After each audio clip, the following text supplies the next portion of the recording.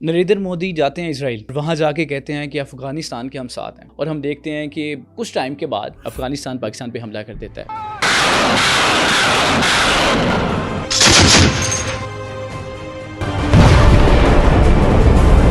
खुल्लम खुला इजहार होता है कि हम तुम्हारी पुश्त के ऊपर हैं। ये दुनिया को पता चल गया कि ये नेक्सस है तीन शैतानी कुव्वतों का, भारत, इजराइल और तीसरा अफगान तालिबान रिजीम।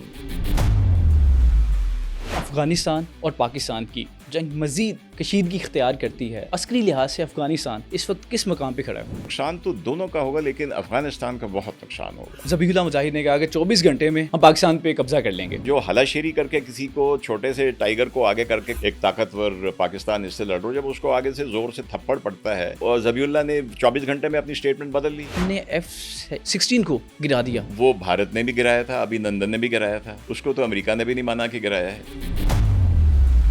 इनकी फ़ज़ाइया कहाँ पे है? अफ़गानिस्तान की ना होने के बराबर है। 8-9 इनके पास तैयारे हैं, वो भी नहीं चल रहे। पाक फ़िज़ाइया ने हर मार्के में कामयाबी हासिल की है। वो 65 से लेके अब तक जंग का एक डिसाइसिव फैक्टर है, फैसला कुन जो चीज़ है, फ़िज़ा में है, हवा में है। हमने बड़े एहसानात किए हैं। अफ़गानिस्तान इतना एहसान फरामोश। हज़रत अली का कौल याद आता है, जिस पे एहसान करो उसके शर से बचो। 50 बरस इनको पाला, इनकी खातिर हमने ईवल्स हमारे अंदर आए, क्लाशनकोव से लेके ड्रग से लेके, इनकी खातिर, और ये हमारे साथ क्या कर रहे हैं। इसराइल ने ईरान पे हमला कर दिया, अमेरिका भी उस हमले में इसराइल के साथ है। इंटरनेशनल डिप्लोमेसी में उनकी अखलाकियात वही होती हैं। ट्रंप ने तो खुद कहा है, I will follow my ethics, my rules. तो बात खत्म हो गई। खामनेई साहब का बयान, जिसमें उन्होंने कहा था कि अब की बार अगर जंग होती है तो खित्ते की सारी बड़ी जो ताकतें हैं उनके खिलाफ होंगी। बहरीन, कतर, शाम, उर्दन, ईरान इन हवाई अड्डों पर भी हमला। यही हालत इस वक्त ईरान की है। ये जो खलीजी ममालिक में जहाँ जहाँ किसी भी इस्लामी मुल्क में अगर अमरीकी फौजी मौजूद हैं, कतर है, बहरीन है, ओमान है, सऊदी अरब है, वो अमरीकी फौजी और हथियार वो उनकी हिफाजत के लिए नहीं है, वो इजराइल की हिफाजत के लिए। अमेरिका मुसलमान को मुसलमान के साथ लड़वा रहा है। आपको क्या लगता है? अमेरिका जो है ये इजराइल की प्रॉक्सी है। अब भी मुसलमान ममालिक, खास तौर पे खलीजी मुल्क न समझे तो कब समझेंगे? कोई किसी इस्लामी मुल्क के लिए ये दोनों काम नहीं करेंगे, अमेरिका भी नहीं करेगा। अमेरिका का मुद्दा सिर्फ प्रोटेक्शन ऑफ इजराइल है। इसमें सबसे मजे से आराम से कौन बैठा हुआ है? अमेरिका और इजराइल। लड़ाई में कौन आ जाएंगे? हम सब आ जाएंगे। हम सब आ जाएंगे, एक दूसरे को मारना शुरू कर देंगे। अब यही वक्त है कि हम संभल जाएं।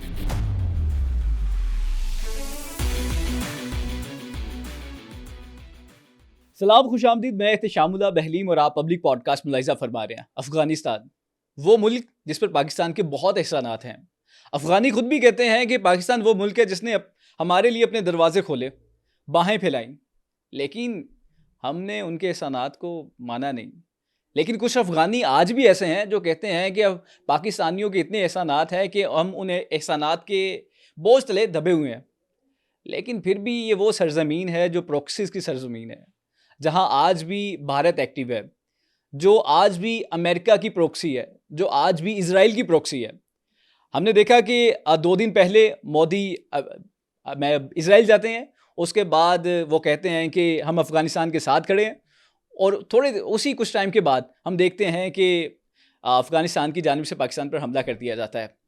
आखिर ये सब हुआ क्या?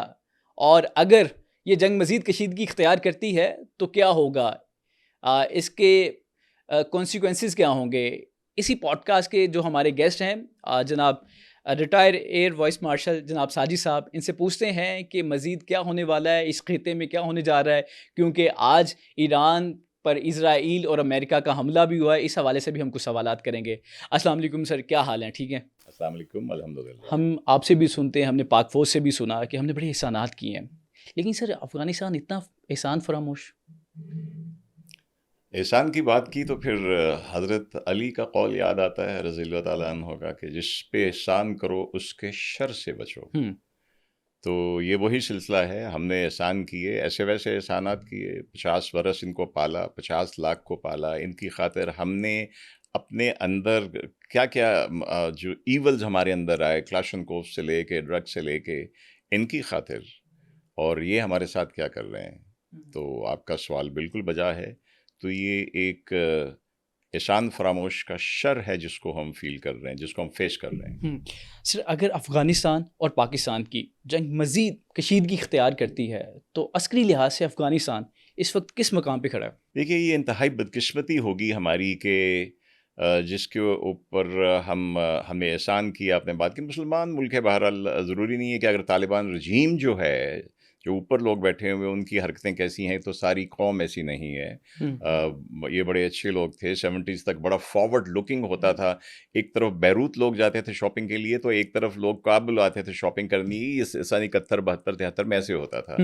और वहाँ से जो भी हुआ, जहाँ तक पहुँच गए हैं, तो अगर जंग जो है, ये जो अभी जो शुरू हुई है 2 दिन पहले, जो इन्होंने फिर हरकत की है पाकिस्तान के ख़िलाफ़, और पाकिस्तान ने उसका बड़ा ज़बरदस्त जवाब दिया है और दे रहा है। तो इसमें नुकसान तो दोनों का होगा, लेकिन अफ़गानिस्तान का बहुत नुकसान होगा। देखिए, अल्हम्दुलिल्लाह अल्हम्दुलिल्लाह हमारी जो मुसल्लह अफ़वाज हैं, पाक फ़िज़ाइया है, हमारे जवान हैं जो सरहदों पे बैठे हुए हैं, ये शुक्र करें कि इनका समंदर हमारे साथ नहीं है, वरना हमारी नेवी भी इनकी धुनाई कर सकती थी। तो नुकसान तो होगा, लेकिन इनका बहुत नुकसान होगा और ओवरऑल ख़ित्ते का बहुत नुकसान होगा। सर, जब भी जंग की बात होती है आज के टाइम में, तो सबसे पहले ध्यान जाता है फ़ज़ाई ताकत पे कि इनकी फ़ज़ाइया कहाँ पे है। अफ़गानिस्तान की ना होने के बराबर है। 8-9 इनके पास तैयारे हैं, वो भी नहीं चल रहे, और गज़ब हक़ में हमने कुछ उनके रनवे भी गिरा दिए, तबाह कर दिए। तो सर, फ़ज़ाई ताकत का हमें प्लस पॉइंट तो है। जी, बिल्कुल, बिल्कुल, अल्हम्दुलिल्लाह। और पाक फ़िज़ाइया ने जो है हर मार्के में कामयाबी हासिल की है। वो 65 से लेके अब तक, वो कल जिसकी सालगिरह 7वीं मनाई गई, अभिनंदन वाला केस हो, या मई 2025 वाला जो एक एपिसोड हुआ, जो राफ़ेल गिरने वाला, जी, उसका जी। हो, तो अल्हम्दुलिल्लाह पाकिस्तान एयर फ़ोर्स ने तो परफ़ॉर्म किया। और अब बात आपकी ठीक है कि अभी जो भी जंग है, और मैं समझता हूँ कि अब से नहीं, जंगे अज़ीम दोम के बाद से, जिसका इख्तिताम अगर आपने पढ़ा हो तो फ़िज़ाइया ने किया था। भले वो एटम बम गिरा के किया, या जर्मनी के ऊपर 1000 जहाज़ों ने हमला करके किया। तो तब से जो जंग का एक डिसाइसिव फैक्टर है, फ़ैसला कुन जो चीज़ है, वो फ़िज़ा में है, हवा में है। अब उसकी नौइयत बदल गई है। अब वो जो जिसको कहते हैं कि एयर से बढ़ के वो फ़िज़ा में भी चला गया है। उसमें सिर्फ़ जहाज़ नहीं है, उसमें ड्रोन्स आ गए हैं, उसमें मिसाइल्स आ गए हैं, क्रूज़ मिसाइल हैं, बैलिस्टिक मिसाइल्स हैं। लेकिन येस, अब ये जंग जो है, ये फ़िज़ा से ही कंट्रोल होती है, और फ़िज़ा ही इसका फ़ैसला करेगी। और अल्हम्दुलिल्लाह पाकिस्तान एयर फ़ोर्स और पाकिस्तान की मुसल्लह अफ़वाज, जिसमें हमारे जो ज़मीन से फ़ायर करने वाले मिसाइल्स हैं, जो हवा से लॉन्च करने वाले में, या जो जहाज़ों से काम करने वाला है, उसमें अल्हम्दुलिल्लाह पाकिस्तान एयर फ़ोर्स बहुत आगे है। लेकिन सर, ये अगर जंग होती है तो ये ज़मीनी जंग होगी? देखिए, ज़मीनी जंग का मेरे नज़दीक ज़माना नहीं रहा। वो जिसको हम कहते थे ना, बूट्स ऑन द ग्राउंड, कि अभी कोई एक मुल्क, चौकियाँ तो हो गई, हमने जैसे उनकी चौकियों पे कब्ज़ा किया है। कल को अगर सुलह होती है और उसकी शराइत में है कि जी हमारी वो वापस करें, जैसे होता रहा, 65 में भी हुआ, 71 में भी हुआ, तो वो तो एक चीज़ है। लेकिन ये कि ये काम सिर्फ़ इज़राइल कर रहा है आजकल, कि उसने कब्ज़ा किया हुआ है और वो उसको एनेक्स कर रहा है, उसका इल्हाक कर रहा है। लेकिन बाकी जगहों के ऊपर आपका काम होता है दुश्मन को, मिलिट्री पावर क्या है? ये आपकी जो डिप्लोमेसी है, आपकी जो ख़ारजा पॉलिसी है, उसका एक मिलिट्री एलिमेंट है। तो इसका मकसद ही है कि दुश्मन को इस ताकत के साथ अपने मेज़ पे बिठा के, अपनी शराइत के ऊपर उसको राम करना, मैं ये कह सकता हूँ। अगर सर पाकिस्तान अपनी आई पे आ गई तो अफ़गानिस्तान को हम कितने टाइम में कब्ज़ा कर लेंगे? अरे अल्लाह ना करे। देखिए, कब्ज़ा करने की ये बड़ा नहीं, नहीं, मैं अपना ये कह रहा हूँ कि अगर अपनी आई पे आ जाती है पाकिस्तान। हाइपोथेटिकल सवाल है। हाँ। देखिए, 2 चीज़ें हैं। पहली बात तो ये है कि हमें कब्ज़ा करने की ज़रूरत नहीं है, और दूसरी बात ये है कि अ, उसके ऊपर कब्ज़ा करके हम करेंगे क्या? एक एक ऐसा इलाका जहाँ पे बदअमनी है, शोरश है। हम सिर्फ़ ये चाहेंगे कि एक इतना बफर ज़ोन हो कि जो इन्फिल्ट्रेशन वहाँ से होती है, जो टेररिस्ट इनके स्पॉन्सर्ड, भारत के, इज़राइल के, जो इनके थ्रू हमारे पास आते हैं, उसको रोका जा सके। तो हमारा मकसद इससे बढ़कर कुछ नहीं है कि हमारी सरहद महफूज़ हो और दरअंदाज़ी ना हो इसके अंदर। नरेंद्र मोदी जाते हैं इज़राइल जी। और वहाँ जाके कहते हैं कि अफ़गानिस्तान के हम साथ हैं, और हम देखते हैं कि कुछ टाइम के बाद अफ़गानिस्तान पाकिस्तान पे हमला कर देता है। तो सर, क्या वहाँ जाके कुछ प्लान होता है इज़राइल में? देन हमला होता है? देखिए, ये जो इस तरह की बयानात होते हैं, ये एक तो खुल्लम खुला इजहार होता है कि हम तुम्हारी पुश्त के ऊपर हैं, और ये बिल्कुल है।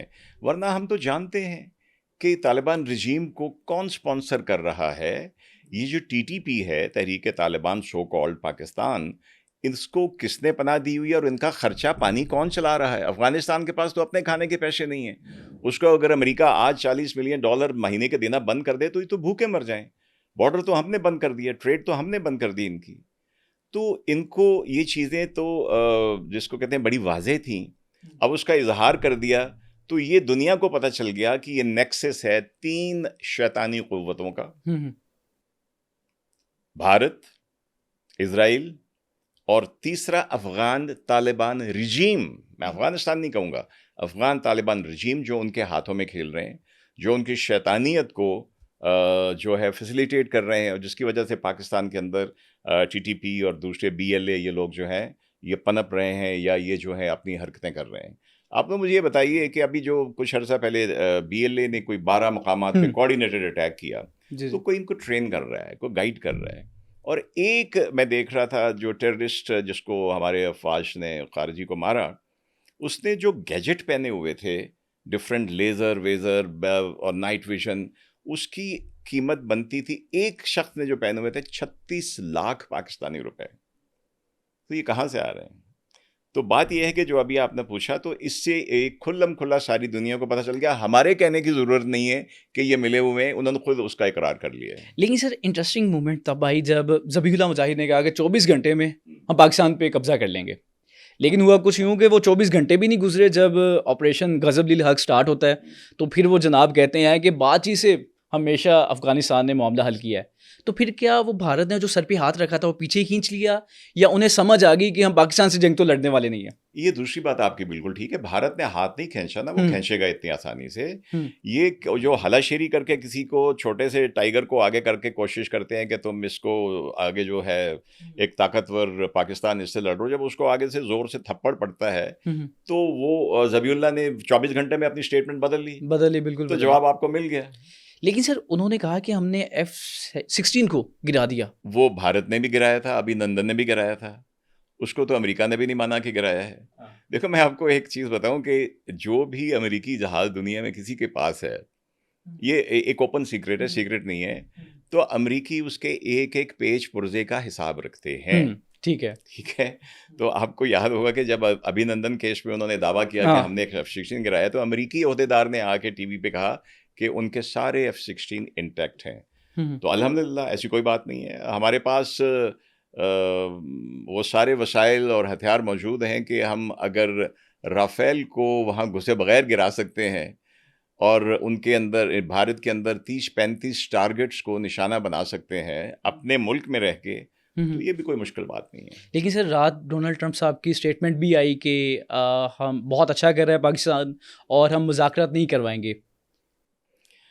जब उसने अगली नॉमिनेशन चाहिए होगी नोबेल के लिए, फिर वो एक मुज़ाकरात करा देगा मिस्टर ट्रंप। देखो, उनके अपने एजेंडा है, उनका एजेंडा है इज़राइल, उनका एजेंडा है ईरान, उनको फ़िलहाल अफ़गानिस्तान से कोई मसला नहीं है।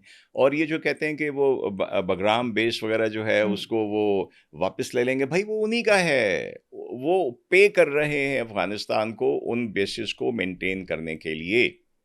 हाँ, अमरीकी जो है वो सुपर पावर है, वो ये देखते हैं कि इस वक्त उनका इंटरेस्ट किस चीज़ में है। उनका इंटरेस्ट बिल्कुल इस चीज़ में नहीं है कि अफ़गानिस्तान को मार पड़ रही है या नहीं पड़ रही। वो अपने काम पे लगे हुए हैं, और आप देख लेंगे कि जो उनका फोकस है, जहाँ पे उन्होंने जो काम करना है वो करके हटेंगे। सर इस वक्त सोशल मीडिया पे बहुत सारे लोग तासुर ये रखते हैं, और ट्विटर पे ट्रेंड भी चलाया गया कि अमेरिका मुसलमान को मुसलमान के साथ लड़वा रहा है। आपको क्या लगता है? जी बिल्कुल। और एक जैसे अभी जनरल शरीफ ने कहा ना कि ये जो अफ़गानिस्तान रजीम है ये भारत और इज़राइल की प्रॉक्सी है, तो मैं समझता हूँ कि अमेरिका जो है ये इज़राइल की प्रॉक्सी है। और आपने बात बिल्कुल ठीक की है। अब अगर अब भी मुसलमान ममालिक, ख़ास तौर पे खलीजी मुल्क ना समझे तो कब समझेंगे? आप देखें कि बारी बारी वो यमन हो, सूडान हो, लीबिया हो, इराक हो, सीरिया हो, भाई इतने मुल्कों को ये दोनों मिलके तबाह कर चुके हैं, तो जो बाकी अभी ये कतर है, यूएई है, सऊदी अरेबिया है, इनमें से कुछ को तो समझ आ गई है और वो इस चुंगल से निकलना चाहते हैं, लेकिन बाकियों को समझना चाहिए, अफगानिस्तान को भी समझना चाहिए कि ये कोई किसी इस्लामी मुल्क के लिए ये दोनों काम नहीं करेंगे, अमेरिका भी नहीं करेगा। इनका अमेरिका का मुद्दा सिर्फ प्रोटेक्शन ऑफ इजराइल है। लेकिन सर अमेरिका चाहता है कि अफ़गानिस्तान से रजीम चेंज हो, तो पाकिस्तान भी अब चाहता है कि रजीम चेंज हो अफ़गानिस्तान में? देखिए अफ़गानिस्तान में रजीम चेंज, देखिए अफ़गानिस्तान में रजीम चेंज करना अमेरिका के लिए वो मुश्किल नहीं है। हमें लड़के करना पड़े, हमारे लड़के उनको जवाब देना पड़ रहा है, लेकिन अमेरिका इनके 1-2 महीने के लिए इनके डॉलर बंद कर दे तो ये घुटनों पे आ जाएंगे। यानी कि अमेरिका भी नहीं चाहता कि जो अफ़गान रजीम है वो चेंज हो। अमेरिका भी ये चाहता है कि इस तरफ रौनक लगी रहे ताकि जो उन्होंने करना है ईरान की तरफ या इजराइल या मिडल ईस्ट की तरफ वो अपना करते रहे। आज का हमारा टॉपिक तो पाक अफ़गान जंग थी, लेकिन आज सुबह एक बुरी खबर ही, पता नहीं उसको कैसे हम कहेंगे, कि इजराइल ने ईरान पे हमला कर दिया। बिल्कुल। और अब से कुछ देर पहले राइटर्स ने कहा कि अमेरिका भी उस हमले में इजराइल के साथ है। हमेशा होता है। लेकिन सर इसका मतलब है कि एक तरफ अमेरिका डोनाल्ड ट्रंप कह रहा है कि मैं जंगबंदी करवा रहा हूँ पूरी दुनिया से, और दूसरी तरफ वो इजराइल का साथ मिलकर ईरान पे हमला कर रहा है। ये तो दोहरा मयार हुआ फिर। तो दोहरा मायार जो है वो ताकतवर रखता है। ये सिर्फ छोटी कौमों के लिए, कमज़ोर कौमों के लिए ये अखलाकियात होती हैं। जो ताकतवर है इंटरनेशनल डिप्लोमेसी में, उनकी अखलाकियात वही होती हैं। ट्रंप ने तो खुद कहा है कि I will follow my ethics my rules, तो बात ख़त्म हो गई। तो देखिए ये जो अभी आपने बिल्कुल सही कहा कि अभी थोड़ी देर पहले ये अफसोसनाक खबरें मिली हैं कि ईरान के ऊपर हमला हुआ है और इजराइल ने, और देखिए मैं जो इजराइल की स्टेटमेंट आ रही है उनके स्पोक्स पर्सन की या नेतन्याहू की, आई हैव सीन इट, अमरीकी कभी ऐसे अचानक हमला नहीं करते, ये बड़ा पहले से प्लान्ड होता है। ये हर चीज़ देखते हैं, ये बीच में टेस्टर मारते हैं छोटे छोटे करके। जो मेरे नज़दीक पिछली जो इजराइल और ईरान की पिछले जून में हुआ था, ये एक टेस्टर था कि रिएक्शन कैसा आता है बाकी मुल्कों से दाएं बाएं से, उसके ऊपर बेस करके ये जो अब हो रहा है ये होना ही था। मुझे उम्मीद थी कि शायद इनकी ये गुफ्तगू जो कह रहे हैं कि वो न्यूक्लियर के ऊपर समझौता हो जाए, बैलिस्टिक मिसाइल के ऊपर हो जाए, जिसके ऊपर ईरान तैयार नहीं था। ईरान के पास तो डिफेंस ही एक है, उसके बैलिस्टिक मिसाइल जो हैं और ये ड्रोन्स हैं वही उसका एक है। तो वो अब पिछले 3 दिन से तो बिल्कुल एविडेंट था कि ये होगा, कि अपने इवन इसराइल में जो सफारतकार है अमरीकी, उनको निकलने का हुक्म दे दिया गया कि सेफ चले जाओ, कुछ को रिट्रीव कर लिया। सीरिया से उन्होंने अपने ट्रूप्स उठा के जो उनके बेस के थे वो उनको इराक भिजवा दिया। और कल से जो स्टेटमेंट्स आ रही थी तो ये था कि अब एनी टाइम ये हो सकता है। लेकिन सर तो हो गया। लास्ट वीक ये डोनाल्ड ट्रंप ने कहा भी था कि शायद ये आखिरी हफ्ता है, ईरान का जोहरी उनका प्रोग्राम तैयार हो जाएगा। जी। ये हर कुछ टाइम के बाद कहने लग जाते हैं। क्या ईरान वाकईतन जोहरी प्रोग्राम तैयार कर रहा है? या बात ये है कि जिसके लिए वो प्रोटेक्शन मांग रहे हैं उसके पास तो जौहरी ताकत है। इजराइल के पास तो जौहरी ताकत भी है, और अमेरिका दुनिया का सबसे बड़ा जौहरी हथियार रखने वाला मुल्क है। तो आपको परेशानी सिर्फ ये है कि ईरान जो है वो न्यूक्लियर बना रहा है। ईरान को देखिए, ये जो एजेंसियाँ हैं ना, वो यूनाइटेड नेशंस हो, वो IAEA हो, ये एटॉमिक जो सुपरवाइज करने वाली एजेंसीज हैं, ये सारी अमेरिका की बाजगुजार हैं। वो इनका कहना मानती हैं, इनकी मर्जी के मुताबिक स्टेटमेंट दे देती हैं ताकि जस्टिफाई हो सके इनके ऊपर अटैक करना। खामनेई साहब का बयान, जिसमें उन्होंने कहा था कि अब की बार अगर जंग होती है तो खित्ते की सारी बड़ी जो ताकतें हैं उनके ख़िलाफ़ होंगी। और अभी हमने देखा है कि मैं देख भी रहा था कि बहरीन, कतर, शाम, उर्दन, यहाँ पे हवाई अड्डे हैं जो कि अमेरिका इस्तेमाल करता है हमेशा ईरान या दीगर ममालिक के ख़िलाफ़। देखें, ईरान तो डेस्परेट है। उसने तो कहा कि मैं अमेरिका, उसके पास अब ऐसे मिसाइल तो नहीं है कि जो मेनलैंड अमेरिका के ऊपर जा सकें, लेकिन इसराइल और अमेरिकी अड्डे जहाँ पे भी हैं वो मेरे ख्याल में डेस्परेट होकर उनको निशाना बनाने की कोशिश ज़रूर करेगा।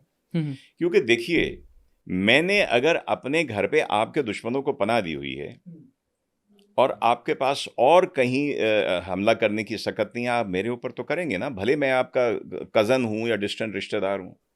तो यही हालत इस वक्त ईरान की है। ये जो खलीजी ममालिक में जहाँ जहाँ, एक बात समझनी चाहिए खलीजी ममालिक को और हम सब जो मुसलमान ममालिक को, कि किसी भी इस्लामी मुल्क में अगर अमेरिकी फ़ौजी मौजूद हैं या अड्डे, ख़ास तौर पे खलीजी ममालिक, कतर है, बहरीन है, ओमान है, सऊदी अरब है, वो अमेरिकी फ़ौजी और हथियार वो उनकी हिफाजत के लिए नहीं है, वो इज़राइल की हिफाजत के लिए है।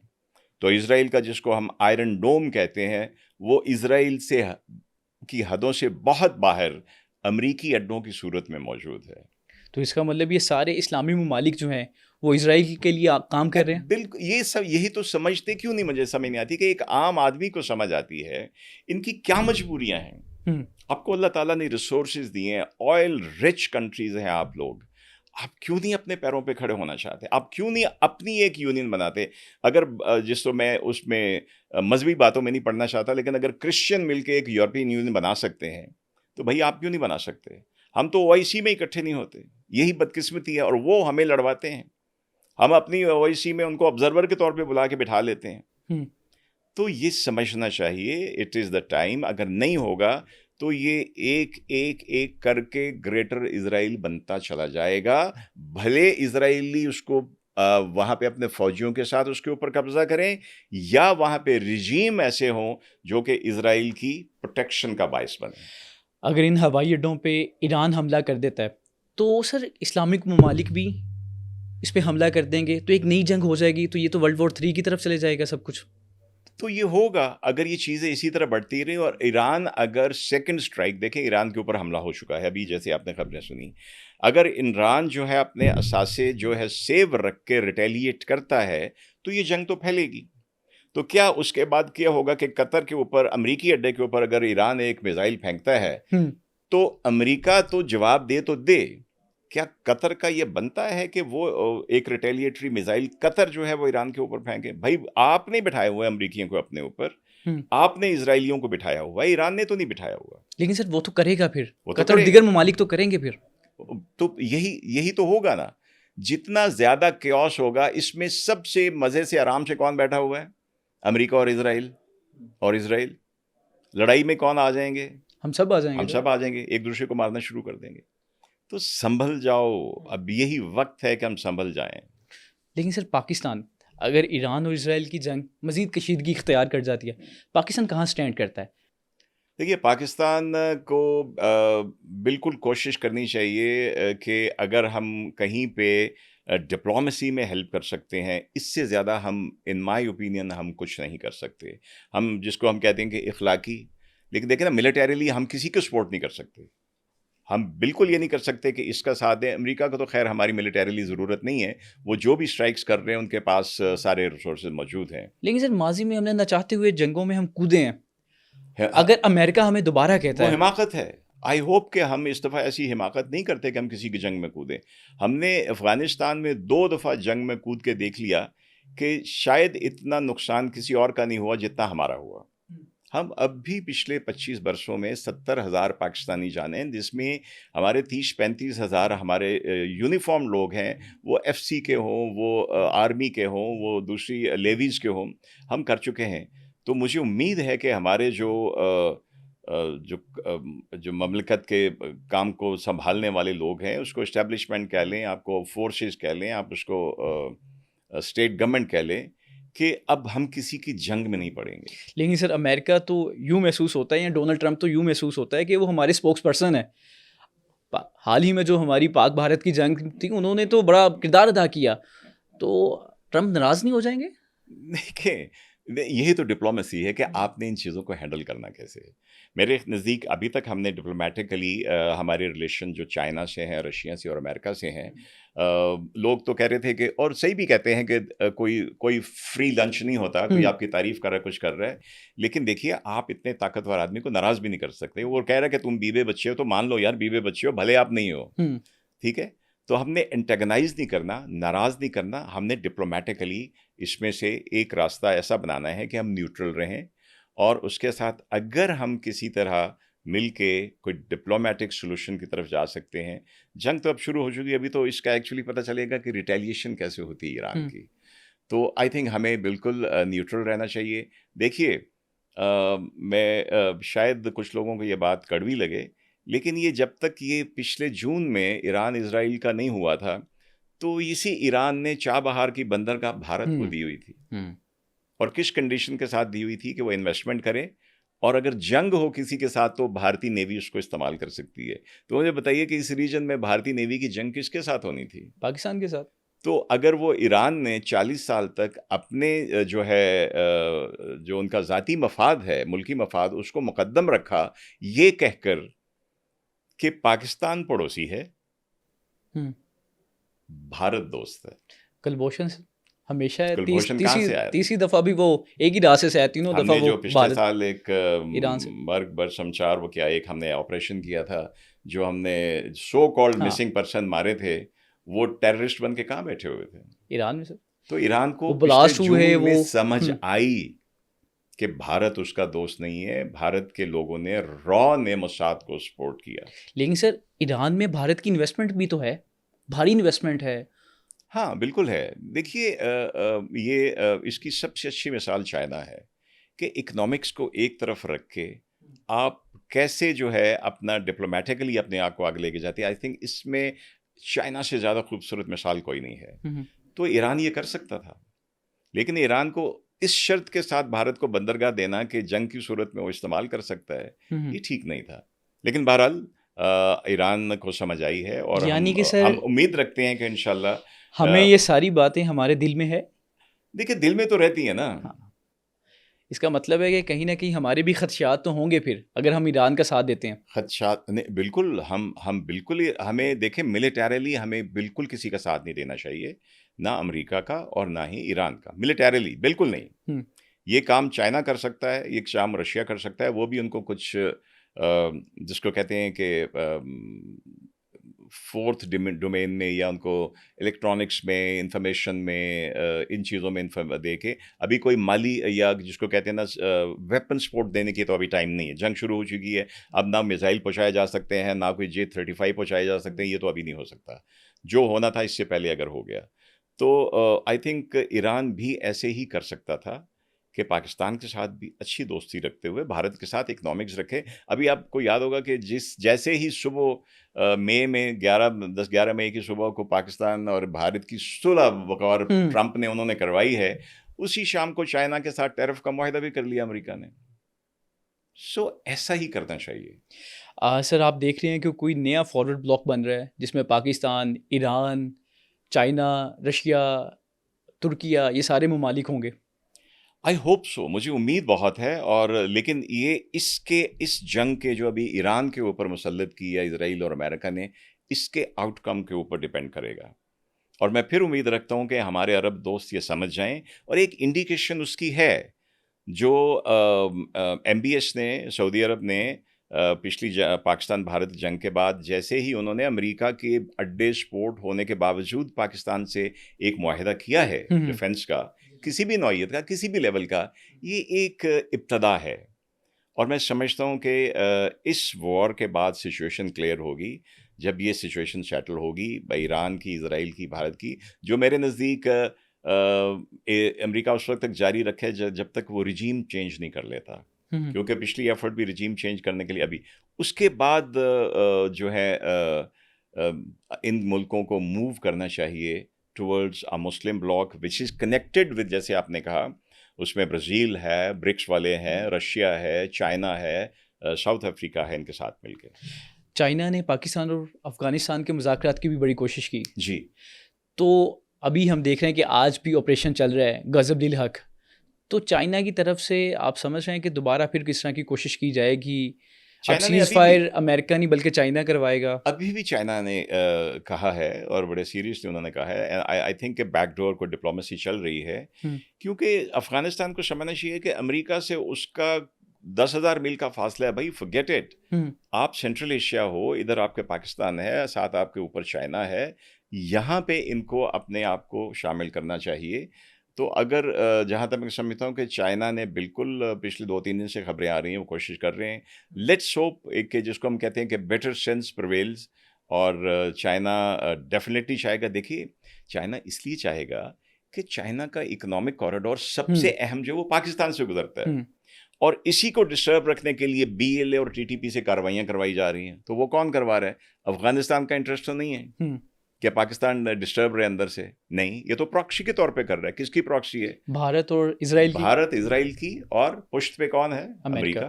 नहीं सर, यूँ में ये तो कहते हैं कि नापाक बेटा है या नापाक औलाद है इजराइल अमेरिका की, लेकिन यहाँ तो महसूस होता है कि अब अमेरिका इजराइल के हाथों में खेल रहा है। जी, जी, ऐसे ही है। जैसे मैंने पहले कहा कि ये जो अमेरिका जो है ये इज़राइल की प्रॉक्सी है। जो वो चाहता है इज़राइल वो ही होता है। बात ट्रंप की नहीं चलती, बात नेतन्याहू की चलती है। और नेतन्याहू जो आज कर रहा है, इसने 1996 में जब ये एक यंग पॉलिटिशियन था, ये प्लान उस वक्त इसका था और इसने अलल ऐलान एक तहरीर इसने किया था, आर्टिकल, उसमें इसने लिखा था ये बिल्कुल इसी तरह ग्रेटर इसराइल बारी बारी सार मुल्कों को दाएं बाएं गिरा के और आगे बढ़ना, ये नेतन्याहू। और नेतन्याहू ये कैसे कर सकता है अकेला? नेतन्याहू जो है वो डिक्टेट कराता है। Jewish Zionist lobby, I not से जूइश लॉबी, ज़ायनिस्ट लॉबी जो है वो कंट्रोल करती है अमेरिकी एस्टैब्लिशमेंट को। लोग हमारे पाकिस्तान में छोटी मोटी एस्टैब्लिशमेंट होते हैं, वो सबसे बड़ी एस्टैब्लिशमेंट तो वहाँ पे अमेरिका में है जिसको ज़ायनिस्ट कंट्रोल करते हैं। सर, ये 3 बंदों की मुलाकात, डोनाल्ड ट्रंप, नरेंद्र मोदी और तीसरे नंबर पे नेतन्याहू, ये सारा कुछ उसके बाद हुआ है। जी, ये जी, जो इजराइल में ये जो मुलाकात हुई है, इसके बाद नरेंद्र मोदी ने जनाब वो अफगानिस्तान वाला बयान दिया, पाकिस्तान और अफगानिस्तान की वॉर शुरू हो गई। बिल्कुल, बिल्कुल। तो सर अभी आपको लग रहा है कि मज़ीद कुछ हमें चीज़ें देखने को मिलेंगी आने वाले इस हफ्ते में, 2 हफ्ते में? आपके खदशात हैं? खदशात बिल्कुल हैं। ये अभी एक्चुअली देखें, कुछ चीज़ें हम एक गेस वर्क दे सकते हैं। आपका एनालिसिस बिल्कुल उलट भी हो सकता है। क्योंकि हम देखते हैं कि चीज़ें मूव ऑन कैसे कर रही हैं, लेकिन हमें ये नहीं पता होता कि आगे क्या है, ये सिर्फ रब जानता है। और हमें सिर्फ ये कि सारी पॉसिबिलिटीज़ को ज़हन में रखते हुए अपने लिए एक सेफ़ रास्ता अपनाना चाहिए। लेकिन जो अभी आपका सवाल है, मैं समझता हूँ कि जब तक ये अगले 3-4 दिन में ईरान की सूरत हाल वाज़ेह नहीं होती, जो मैं फिर कहूँगा कि पिछले साल भी इनका ऑब्जेक्टिव रिजीम चेंज था, वो फेल हुआ या वो टेस्टर था। उसके बाद इन्होंने हंगामे करवाए इनसाइड ईरान, 4-5 हज़ार लोग उसमें मारे गए। वो सेकेंड फेज़ थी, ये फाइनल स्टेज है। और अब आप देखेंगे कि इस स्टेज के बाद, इसके बीच में ही मुझे खदशा है कि ईरान के अंदर फिर उन्हीं एंटी खमेनाई एलिमेंट्स को, इस्लामिस्ट एलिमेंट्स को उभारा जाएगा। और ये एक तरीका भी होता है रिजीम चेंज करने का, जो अमेरिका करता रहा है। आपको मिलोसेविच का अगर याद हो, जो उधर हुआ था कोसोवो के पड़ोस में जो हुआ था, और उसमें बिल्कुल यही किया गया था। ऐसे टारगेट किए गए थे एरियाज़ नेटो की तरफ से, जिनकी वजह से अंदर बदनमनी हुई, लोगों को पानी, गैस, बिजली बंद हो गई, जुलूस निकाले और मिलोसेविच को उनको निकालना पड़ गया था। अगर सर पाकिस्तान की और अफ़गानिस्तान की जंग मज़ीद कशीदगी इख्तियार करती है, तो भारत कूद सकता है इसमें? भारत की तरफ से कोई हमला वगैरह किया जा सकता है? देखिए, भारत डसा हुआ है। जो इसने मई में किया पिछले साल, ये इसका अभिनंदन वाले का बदला उनके अंदर घुसा हुआ था। और वो जो अगर राफ़ेल होते तो हम ये करते, वो करते। फिर राफ़ेल लेके उन्होंने सोचा कि हम ये करने की कोशिश करते हैं। लेकिन आई थिंक कि हम पाकिस्तान इसमें हमारी ऊपर जो हमारी स्टेट है, एज अ स्टेट इसमें बड़ी फर्म है कि हम किसी भी चीज़ ऐसी जो इनकी अगर कोई कोशिश करते हैं तो उसका बड़ा सख्त जवाब दिया जाए। उसके अलावा हमारे पास ऑप्शन कोई नहीं है। लेकिन सर इस वक्त कोई हाई अलर्ट वगैरह है? हाई अलर्ट तो भारत के खिलाफ हम हमेशा रहते हैं। हाई अलर्ट ना होता तो अभिनंदन ना गिरता, ठीक है। हाई अलर्ट ना होता तो पिछले साल राफेल ना गिरते। तो हाई अलर्ट मैं तुम्हें यकीन दिलाता हूँ कि 24 घंटे होता है हमारे ईस्टर्न बॉर्डर के ऊपर। हमारी फ़िज़ाइया और हमारे नीचे हमारी जो ज़मीनी फ़ौज है और समंदर में 24 घंटे अलर्ट होते हैं। आखिरी सवाल ये है कि अगर चाइना पाकिस्तान और अफ़गानिस्तान के मुज़ाकरात करवाता है, तो पाकिस्तान किन शराइत की बुनियाद पे उन मुज़ाकरात को मानेगा? एक सिंपल सी शराइत, एक सिंपल सी शर्त, हाँ, दरअंदाजी बंद कर दो। अगर आपका कंट्रोल नहीं है इनके ऊपर, तो फिर आपको वहाँ पे काबुल पे हुकूमत करने का हक़ नहीं है। हमारी एक ही शर्त है कि हमारे बॉर्डर के अंदर आपके मुल्क में बैठे हुए जो दहशतगर्द हैं वो हमारे मुल्क में ना आए। 1 point agenda. Sir thank you so much, बहुत शुक्रिया आपके कीमती वक्त का। मुझे लगता है कि हमने वो सारे पॉइंट्स कवर कर लिए जो कि आज और पिछले 2-3 दिनों से ट्रेंडिंग चल रही थी। खबर पूरी दुनिया देख रही थी कि क्या होने वाला है इस खिते में, और आपने मुझे लगता है कि बड़े बेहतरीन तरीके से वो सारा कुछ क्लियर कर दिया। शुक्रिया। ये पॉडकास्ट मुझे लगता है कि बड़ी इंपॉर्टेंट है आज के लिए, क्योंकि पिछले 3 दिन में कुछ ऐसी एक्टिविटीज़ हुई जो आपने सोशल मीडिया पे, टीवी चैनल्स पे देखी, लेकिन कुछ ऐसी खबरें थी जो कि एनालिसिस के साथ आप तक पहुंचाना बहुत अहम थी। तो इसलिए रिटायर्ड एयर वाइस मार्शल जनाब सारी साहब ने वो सारी खबरें अपने एनालिसिस के साथ, अपने तजुर्बे के साथ आपके सामने रखी। तो मुझे लगता है कि ये पॉडकास्ट आपको बहुत पसंद आई होगी। कमेंट सेक्शन में ज़रूर बताइएगा। अगर मज़ीद कुछ इस तरह की कशीदगी बढ़ती है तो फॉलो अप के लिए हम एक नया जो पार्ट है वो भी लेके आएंगे। तब तक के लिए दीजिए इजाज़त। अल्लाह निगहबान।